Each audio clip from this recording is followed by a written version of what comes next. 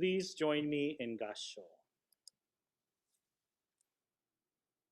Reverently embracing the Tathagata's teaching, respond in gratitude to his benevolence and be thankful for his compassion. Namo Amida Butsu. Namo Amida Butsu. Namo Amida Butsu. Namandats, namandats, namandats, naman. Good morning, everyone, and a heartfelt, happy, belated Thanksgiving to you all. I hope everyone had the chance to safely meet and celebrate the holiday with their family and friends this year. I also hope that everyone was able to eat lots of wonderful food and have that nice food coma that we are all familiar with. I think many of us had a great sense of gratitude as we were able to gather and spend time with family. Many of us have not seen some of these family members for a good while. Some of you may not have seen some of these family members since the start of the pandemic, and circumstances kept us at a distance. I am certain then that it comes as a joyous occasion and feeling of nostalgia as we begin to see our loved ones in person again as more vaccines start getting to be rolled out.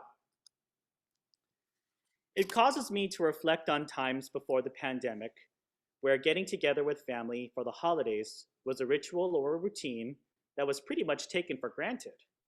We probably would already be planning for the gathering months in advance, if we were the host family especially.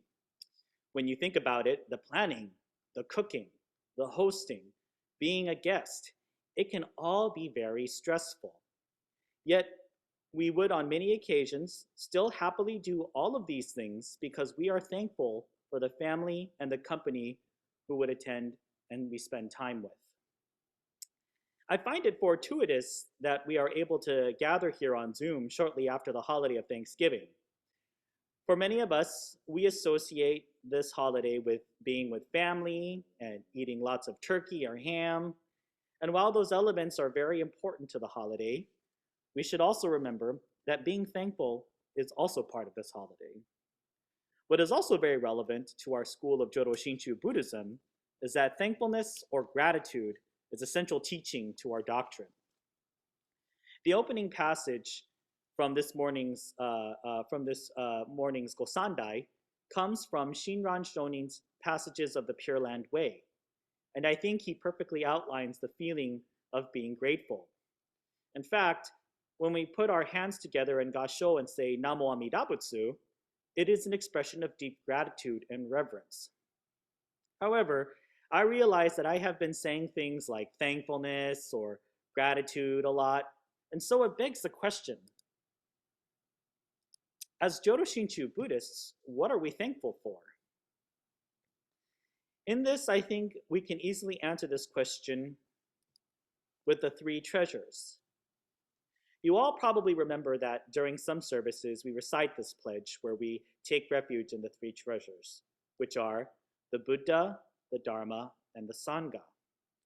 And I have a picture. This picture on the top here is a representation of the three treasures. And the three Chinese characters below here represent are the Chinese words for the three treasures. The first one is Butsu or Buddha, and the second one is Ho or Dharma, and the last one is So or Sangha. First, we are grateful to the Buddha, the historical Buddha and Amida Buddha. The historical Buddha who lived over 2,500 years ago became enlightened and did not keep the teachings and the way to spiritual liberation all to himself. He shared his wisdom with all of us, and because of his spiritual journey, all of us sentient beings are able to find a path to enlightenment. In that same regard, we are thankful to Amida Buddha's wisdom and compassion. We are grateful that the Buddha of infinite light and life created the wide Dharma gate that accepts all sentient beings to the realm of nirvana without any form of discrimination. The Buddha can also represent the many teachers we have encountered throughout our lives, the teachers who selflessly share their knowledge and experience with us so that we may continue to better ourselves and develop our minds. Next, We are grateful to the Dharma, or the teachings. For us as Buddhists, we revere the teachings that we do our best to live by on a daily basis. We are grateful for the sutras that legend says account word for word what the Buddha taught in order to make sure that we as followers of the Dharma never forget. Yet there are many teachings within Buddhism that we definitely have been inspired by in our own lives, and that feeling of inspiration is a precious feeling. The Dharma can also represent the truths of life that we sometimes have to be confronted with, as well as at points in our lives. For example, today is November 28th, 2021. It is a little after 10 a.m. And when we stop and we think about this time, we realize that after 1 second passes, we will never get that time back again. So after listening to this Dharma talk, you sadly won't get that time back that you spent listening to my Dharma talk. Just joking. I hope you enjoy the talk. However, when sad occasions happen, like the passing of a pet or even a family member, we definitely go through a period of mourning. Yet after the mourning is finished, we are filled with a warm sense of gratitude for the presence of this person, for the presence this person had in our lives, and we are grateful once again that we are comforted by the truths of the Dharma. Lastly, of course, we are grateful to the Sangha. I think all of us were feeling this way. I think all of us were feeling this way, especially more so than the other two treasures, especially during this time of Thanksgiving. While the classical term of Sangha originally meant the group of monks and nuns who were direct disciples of the historical Buddha, the term came to mean the more broad community who are followers of the Buddha Dharma. In other words, all of us. I am certain that all of us are feeling anxious and ready to start gathering again with all of our friends and the wider community. It really caused us to reflect on how much we rely on each other in order to walk the path of the Dharma. The Sangha can also be the many members of our family who we remember going to temple with. In many ways, the temple would also become a place where multiple generations of family members would convene and meet.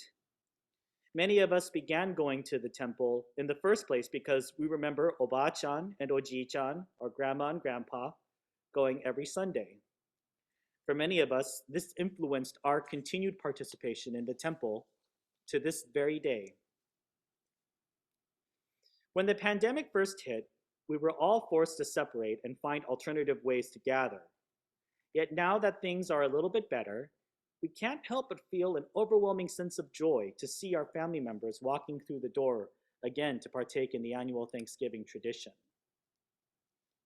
Well, now we are at the beginning of the Christmas season in this country, and we can see that people are beginning to shop for their loved ones, since many of us, if not all of us, are beginning to make plans to have another large family gathering for the Christmas holiday.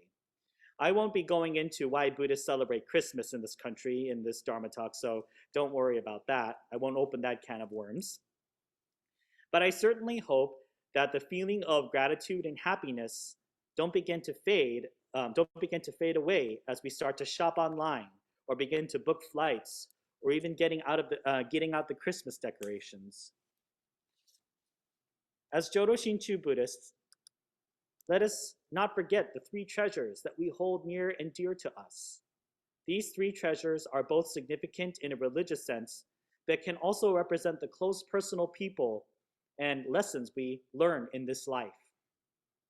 So with that being said, I would like to thank you all for joining us once again on Zoom for our last Sunday service of the month of November. As we go into December, please continue to think of all the wonderful people and loved ones you are grateful for to have in your life. And as always, don't forget to say the Nembutsu. Please join me in Gassho.